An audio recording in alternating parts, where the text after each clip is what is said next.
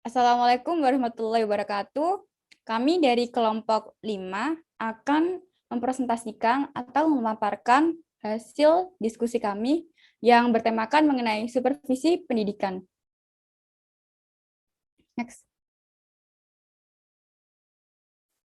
Baik, untuk anggota kelompok 5 sendiri, ada 5 anggota. Untuk yang pertama ada saya sendiri, Aulia Javanisa, dan ada rekan saya yang bernama Dania Janik Saharani, dan ada rekan saya yang ketiga ada Isdania, ada rekan saya selanjutnya ada Nadia Putri Paramitasari, dan ada rekan saya yang terakhir yang bernama Sila Anantasya Hoirunisa.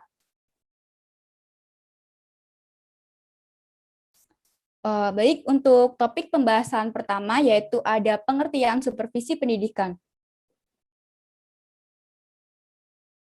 Supervisi pendidikan adalah usaha dari petugas-petugas sekolah dalam memimpin guru-guru dan petugas-petugas lainnya dalam memperbaiki pengajaran, termasuk menstimulir, menyeleksi pertumbuhan jabatan, dan perkembangan guru-guru, dan merevisi tujuan-tujuan pendidikan, bahan-bahan pengajaran, dan evaluasi pengajaran oleh Harris Chester. Next. Untuk topik pembahasan selanjutnya ada tujuan dan sasaran supervisi pendidikan. Next. Untuk tujuan supervisi pendidikan, yang pertama ada meningkatkan mutu kinerja guru. Untuk tujuan pertama ini bermaksudkan yaitu tujuan supervisi yang pertama itu membantu guru dalam memahami tujuan pendidikan dan apa peran sekolah dalam mencapai tujuan tersebut. Untuk yang kedua ada meningkatkan kualitas pembelajaran.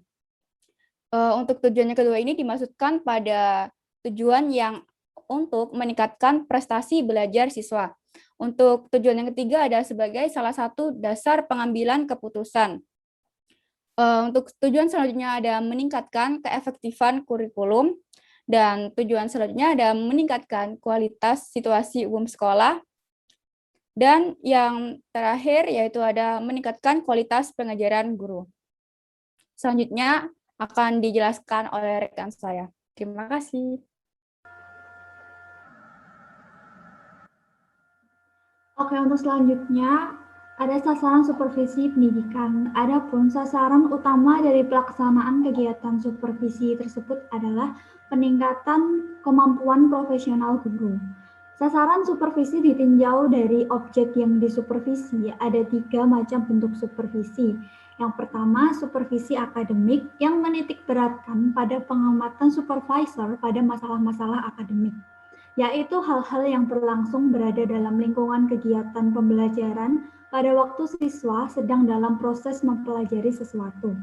Yang kedua ada supervisi administrasi, yang menitik beratkan pengamatan supervisor pada aspek-aspek administrasi.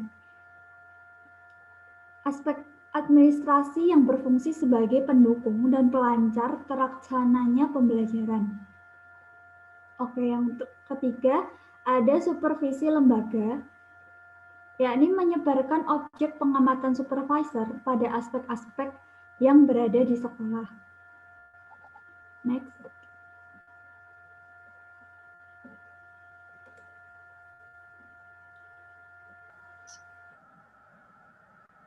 Selanjutnya adalah prinsip-prinsip supervisi pendidikan. Yang pertama adalah ilmiah. Prinsip ilmiah atau yang biasa disebut scientific, prinsip ini memiliki ciri-ciri sebagai berikut. Yang pertama adalah kegiatan supervisi dilaksanakan berdasarkan data objektif yang diperoleh dalam kenyataan pelaksanaan proses belajar mengajar.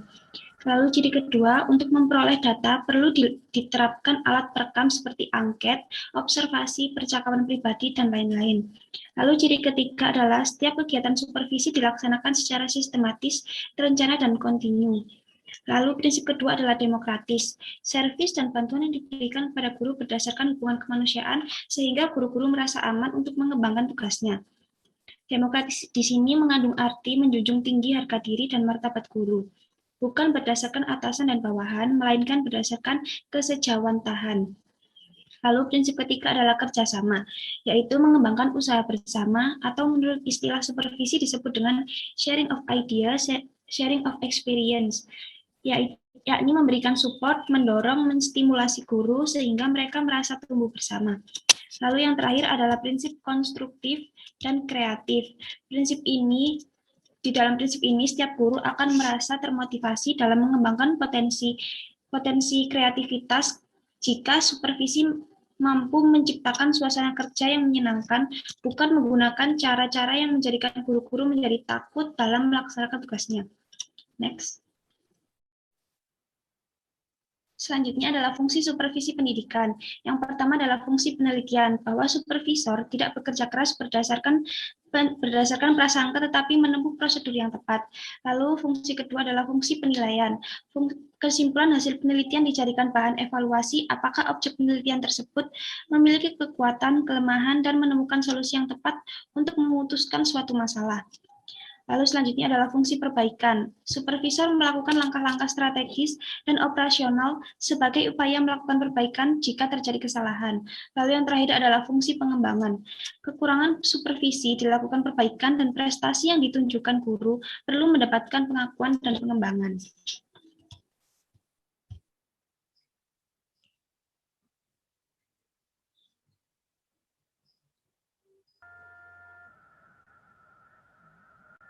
Yang selanjutnya ada tipe supervisi.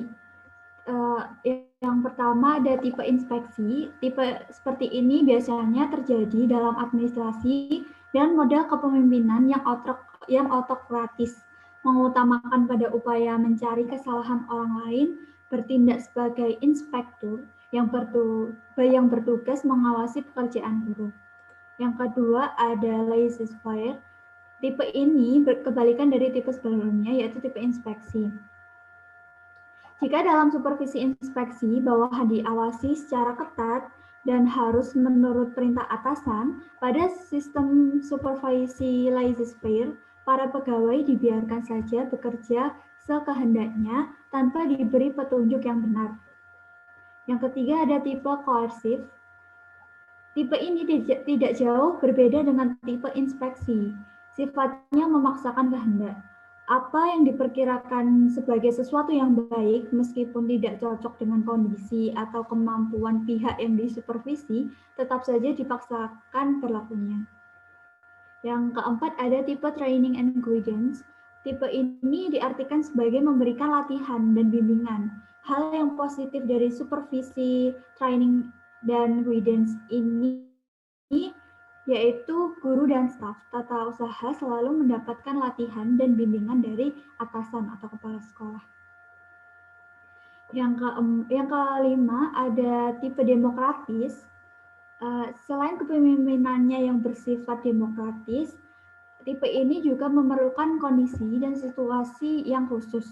Tanggung jawab bukan hanya seorang pemimpin saja yang memegangnya, tetapi didistribusikan atau didelegasikan kepada para anggota atau para pekerja atau warga sekolah sesuai dengan kemampuan dan keahliannya masing-masing.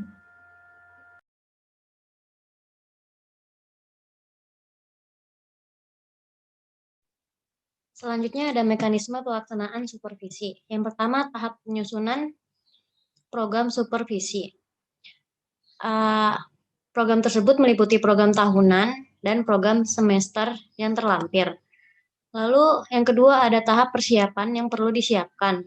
Yang perlu disiapkan itu yang pertama format atau instrumen supervisi, yang kedua materi pembinaan supervisi, yang ketiga buku catatan, yang keempat data supervisi atau pembinaan sebelumnya. Yang ketiga ada tahap pelaksanaan diarahkan pada sasaran yang telah diciptakan. Yang keempat ada tahap tindak lanjut, itu merupakan pembinaan dan perbaikan dari hasil temuan pada saat supervisi.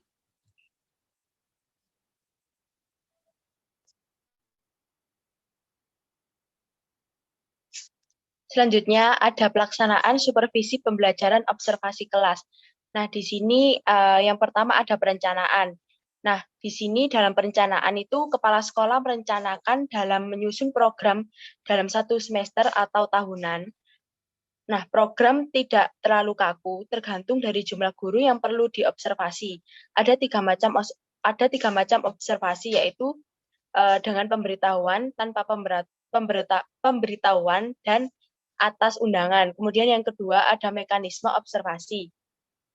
Nah, di sini yang pertama yaitu persiapan yang diperhatikan, yaitu seperti guru diberitahu kepala sekolah bahwa kepala sekolah akan mengadakan observasi. Kemudian yang kedua, kesepakatan kepala sekolah dan guru tolak ukur tentang apa yang diobservasi. Kemudian yang ketiga, ada sikap observasi di dalam kelas, memberikan salam kepada guru yang mengajar. Kemudian yang keempat, mencari tempat duduk yang tidak mencolok.